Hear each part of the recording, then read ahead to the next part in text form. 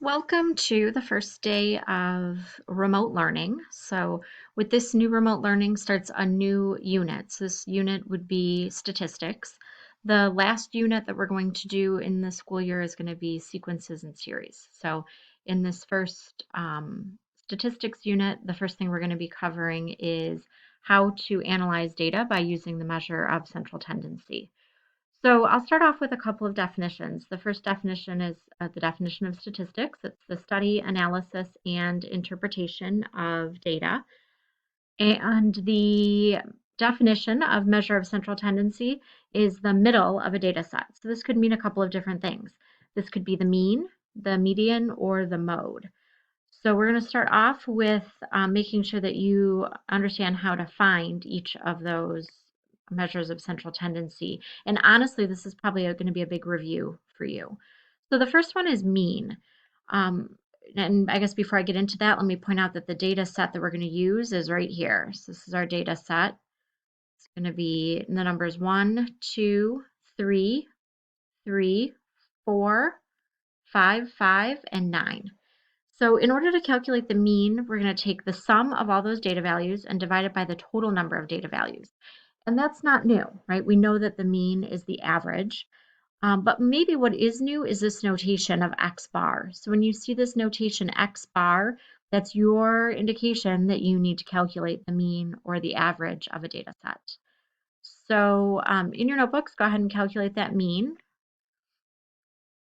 So maybe pause the video, calculate it, and see what you come up with. I came up with 4 for this. So I added up all of the numbers and divided by the 8, which is the total number of elements, and got 4 for that answer. The next one is median. And median is literally the middle value when the data is listed in order. So because those numbers were already listed in order, I'm going to kind of go through and cross out each value on either side. And what I get to is adding 3 and 4 together and dividing by 2, because that actual middle number would be right in between 3 and 4. So I'm going to take the average of those two numbers and get 3.5 as my median. And my final one is mode. It's the one that occurs most frequently. There can be multiple modes. So for this data set, we have 3 and 5 as our modes. So there were actually 2 values that occurred twice. Okay, the next thing I want to talk about is frequency tables. So a frequency table is a table that counts the number of times an item occurs in a set of data. So then the number of times that item occurs is what we call the frequency. So I've got a couple of different examples of frequency tables here. So here we've got some tallies. One thing to note is that when you're making these tally marks, you make 4 lines, and then your 5th one you're crossing through. So this would represent 5 people who like tacos plus 2 more. So we've got 7 taco lovers. And burgers, we've got 5 plus 4 more gives us 9 burger lovers. The other thing I wanted to make sure that you had seen is a dot plot. So a dot plot is a graph that is used to compare the frequency counts within categories or groups. The dots are stacked in columns over a category. The height of the column represents the frequency of observations in the category. So here are some examples that I pulled together. Let's look at this one down here in the bottom left, number of push-ups. So what this is indicating is that there's 4 people who can do 32 push-ups, and there were 5 people who could do 35 push-ups. So this is showing the frequency, and this would be the number of push-ups.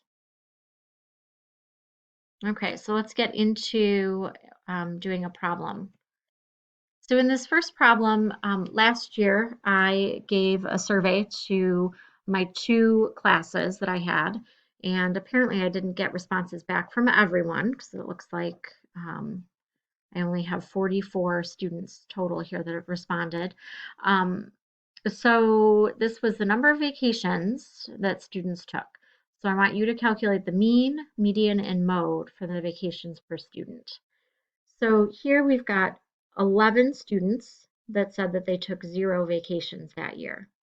We had 10 students that went on 1 vacation, 13 that went on 2 vacations, 6 students that went on 3 vacations, 3 students went on 4 vacations, and 1 supremely lucky person went on 10 vacations. So that's how I would read this chart. And then my first question is to calculate the mean of this data. So how many vacations? So first I need to figure out how many vacations occurred. Now, we do not do that by just adding up the numbers in this top row, because we know that 13 students went on 2 vacations. So that would actually represent 26 vacations here in this part of the chart. So what we would need to do is take the number of vacations by the number of students that went on those vacations. So 0 times 11, 1 vacation times the 10 students, 2 vacations times 13 students, and so on. So it ends up that we get a total of 76 vacations. And then the next piece we would need to do is to figure out how many students. So the number of students, we would need to just add up the number of students in the bottom row. So by adding up all of that data, we end up getting 44. And then we can calculate the mean by taking 76 divided by 44, and we get 1.7. So the average number of vacations was 1.7. The next question here is how to calculate the median. And the median is literally the middle number when we are lining up all of that data. So the median for this is 2. So there's a couple different ways we could have gone about doing this. One way is to literally write out all the numbers. So I'm going to scroll back up. So we could have literally written out 0 11 times, 1 10 times, 2 13 times, and so on. And then you cross off the numbers at each end until you get to that middle number. The other thing we can do is figuring out that we've got a total of 44 students.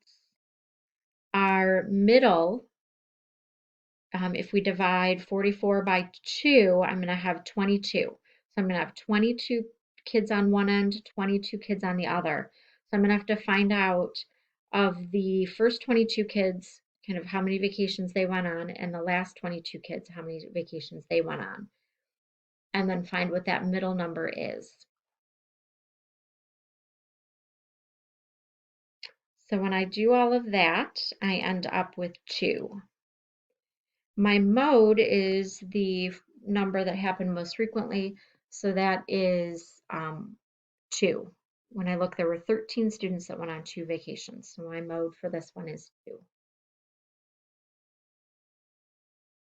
For the next problem, I had asked students how many hours of sleep they get per night. So here were some of the answers that my students from last year had provided.